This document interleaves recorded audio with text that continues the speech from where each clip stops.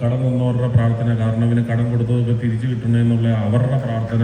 അപ്പോൾ അതൊക്കെയാണ് എന്നെ ഇപ്പോൾ ഇവിടെ എത്തിച്ചേക്കുന്നത്. ഇന്ന് കേരളത്തിൽ ഏറ്റവും കൂടുതൽ തിയേറ്ററുകൾ നടത്തുന്നത് ഉള്ളത് മാജിക് ഫ്രെയിംസ് എന്ന് പറയുന്ന കമ്പനിക്കാണ്.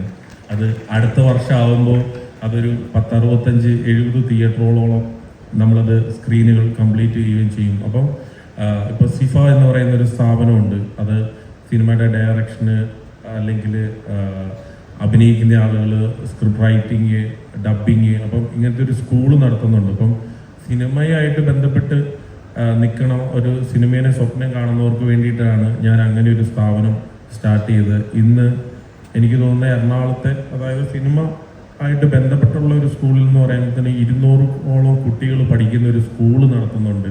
സിനിമയുടെ പോസ്റ്റ് പ്രൊഡക്ഷൻ സ്റ്റുഡിയോ നടത്തുന്നുണ്ട്. ഇന്നിപ്പോൾ ലോക ആയിക്കോട്ടെ അല്ലെങ്കിൽ കാന്താരി ആയിക്കോട്ടെ, ഇതൊക്കെ